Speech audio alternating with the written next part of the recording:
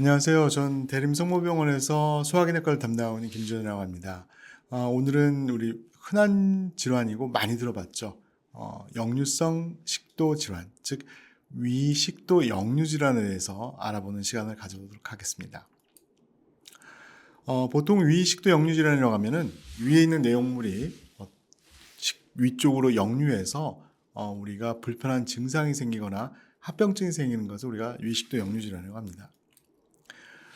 연간 400만 명 이상이 진료를 받고 있고요. 해마다 그 숫자는 늘어나고 있는 아주 흔한 질환입니다. 보통 우리가 연령별로도 살펴보면 10대 이상에서 대부분의 환자들이 다 나타나고 연령에 따라 고르게 분포하는 그런 특성을 보이고 있습니다. 그럼 식도는 과연 무엇이냐?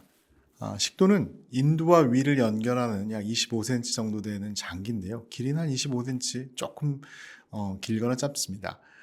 보통 주행은 등뼈의 바로 앞쪽으로 상당히 깊은 곳으로 이렇게 지나가게 되어 있습니다.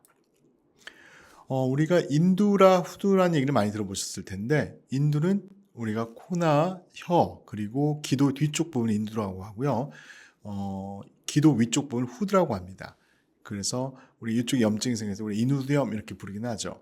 내시경을 찍은 사진이 이렇습니다. 내시경을 찍은 사진 보시면 앞쪽에 성대가 있고 그 뒤쪽에 이렇게 요 앞부분이 있는데 요 앞부분은 후두라 부르고요. 기도 윗부분이 후두, 뒤쪽 부분을 인두 이렇게 부르고 있습니다. 이 인두의 요 밑으로 들어가면 우리가 식도로 들어갈 수 있게 되죠. 정상적인 식도는 이렇게 투명하고 혈관이 잘 보이는 이런 정상적인 모습을 보이고 있습니다. 그리고 또 식도와 이가 만나는 접합부, 이 부분에 역류성 식도염이 잘 생기게 되는데요. 여기 이렇게 가지런한 울타리상의 혈관이 잘 보이는 게 특징입니다. 하지만 우리가 위산이 역류돼가지고 하부 식도에 염증이 생기면 아까 사진과 다르게 첫 번째는 우리가 약간 뿌연해진 거죠. 뿌연해지고 밑에 지나가는 혈관들이 보이지 않습니다. 두 번째로 이렇게 약간 파여있고 붉게 변한 부분이 보이는데 이런 부분도 우리가 점막결손이라고 부릅니다. 그래서 이 점막결손의 크기, 길이, 그리고 개수를 가지고 우리가 미란성 식도염, 즉 염증이 직접 점막에 발생한 미란성 식도염의 등급을 분류하게 되는데요. 우리가 1980년대 미국 로스앤젤레스에서 이런 등급을 세웠다고 해서 LA 분류라고 부르고 있습니다. 내시경적으로 보시면 아무 문제가 없는 정상, 그리고 점막의 투명도만 떨어진 이런 미니멀 체인지라고 해서 M이라고 앞자를 붙이고요.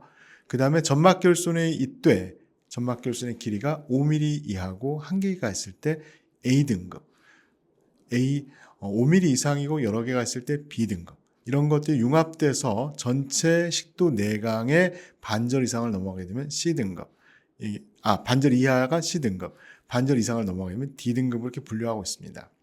하지만 우리가 이거는 내시경을 가지고 식도의 염증을 분류한 거고요. 우리가 평소에 느끼는 증상하고는 꼭 연관되지는 않습니다.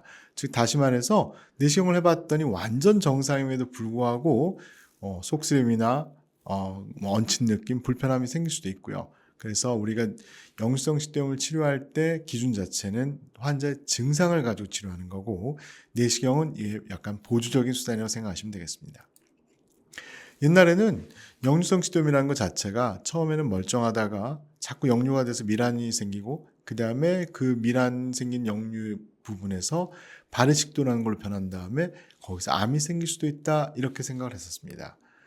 발해식도 많이 들어보셨을 텐데요. 발해식도라는 거는 위산이 자꾸 역류하게 되다 보면은 식도의 점막이 위점막처럼 변한 걸 우리가 발해식도라고 합니다. 보시면 내시경 사진에서는 혀처럼 이렇게 볼록 튀어나온 부분을 우리가 발해식도라고 하죠. 정상적으로는 이 발해식도는 악성화가 많지는 않지만 아주 드문 경우에 식도암이 발생할 수 있는 것으로 알려져 있습니다.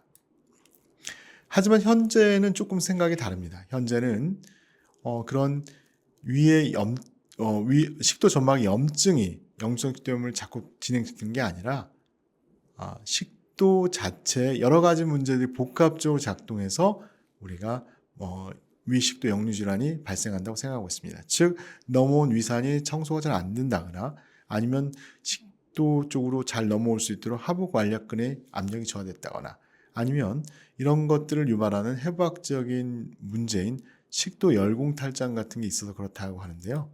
식도 열공탈장이라는 거는 정상적으로 우리가 위는 횡격막에 의해서 나누어져서 복부에 위치해야 되는데 이 횡격막과 위를 이어주는 횡격막 식도의 인대라는 부분이 약하게 되면 위의 일부분이 이렇게 위쪽으로 올라가게 됩니다. 즉 가슴 쪽 올라가게 되는데 이렇게 되면 식도 위 접합부가 꽉 조여져야 되는데 이 부분이 조여지지 못하기 때문에 역류가 잘 생기는 거죠.